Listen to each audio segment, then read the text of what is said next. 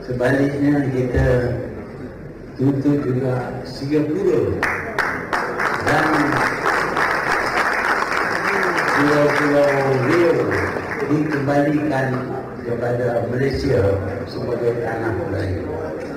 Yang jelas ialah menurut sejarah, tanah Melayu ini adalah sebuah tanah yang besar yang meliputi kawasan dari segenting Kedah di utara sehingga Pulau Rio di selatan.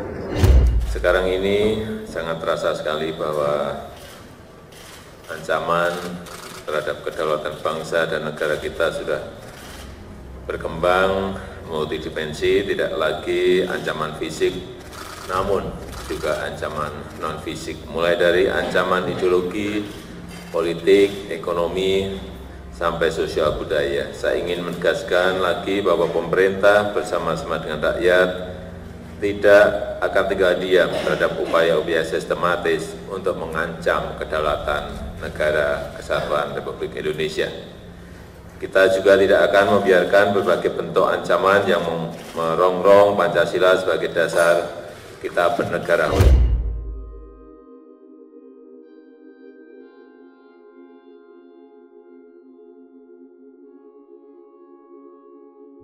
Kita juga harus membuat garis tegas. Kita tidak boleh ragu menjaga kedaulatan kita, menjaga laut kita, menjaga perbatasan kita, menjaga sumber daya alam kita. Kita harus berani melawan pencurian sumber daya alam laut kita. Kita harus berani menenggelamkan kapal ilegal untuk melindungi nelayan kita. Kita harus berani menjaga setiap jenggal bumi pertiwi untuk kemakmuran rakyat kita. Kawasan perbatasan harus kita perhatikan, harus kita bangun sehingga menjadi beranda terdepan, menjadi etalase bangsa. Karena kita harus sadar, kita memiliki 17.000 pulau. Sehingga tetapi apapun dengan kondisi pos lintas batas seperti ini akan sangat mengurangi. Sekali lagi ini wajah kita, masalah kebanggaan, masalah nasionalisme, masalah harga diri, masalah martabat.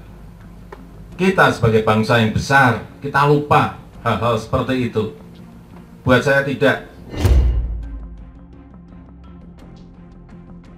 Salah satu hal yang menginspirasi dari Presiden Indonesia Joko Widodo adalah usaha kerasnya untuk mewujudkan keadilan sosial bagi seluruh rakyat Indonesia.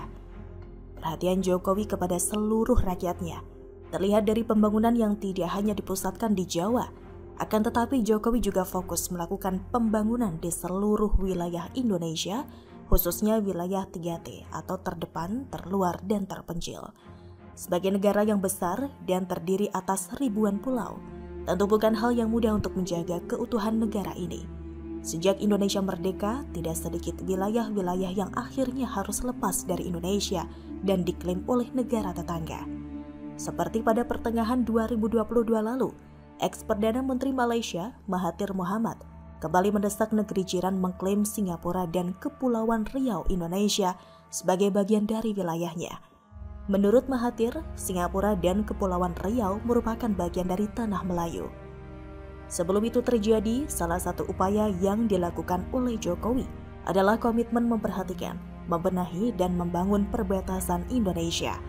Di saat banyak orang berpikir bahwa citra pembangunan negara dilihat dari ibu kota, Jokowi justru membangun pos lintas batas negara atau PLBN selaku tapal batas yang memisahkan Indonesia dengan wilayah negara lain. Yang dilakukan Jokowi juga tidak tanggung-tanggung. PLBN sebagai pintu gerbang NKRI yang sudah sejak lama dalam kondisi kurang layak, disulap menjadi besar dan megah oleh Jokowi dan jajarannya. Di Kepulauan Riau sendiri, pembangunan PLBN terpadu serasan telah selesai sejak 2022 lalu dan telah dioperasikan. PLBN ini berkepentingan dalam mendukung percepatan peningkatan pertumbuhan ekonomi, terutama pada sektor kelautan perikanan, pariwisata, dan pemenuhan komoditi kebutuhan bahan pokok masyarakat, selain menjaga kedaulatan perbatasan tentunya. Dengan dibangunnya PLBN, kinerja pengawasan di daerah perbatasan menjadi semakin bisa dimaksimalkan. Akibat TNI dan Polri selaku pasukan penjaga NKRI jadi tambah bersemangat bertugas di tempat yang bagus, megah dan terawat.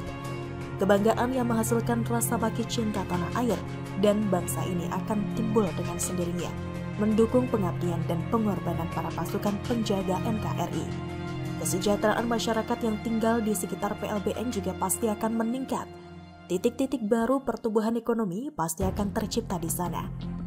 Kepercayaan negara luar terhadap Indonesia akan jadi semakin baik, memicu pembangunan-pembangunan di sektor lainnya seperti akses jalan bagi masyarakat yang hidup di daerah terisolir, pengembangan infrastruktur pemukiman di kawasan perbatasan seperti drainase, pengolahan sampah dan air minum juga tak luput untuk dibangun demi pemerataan kesejahteraan.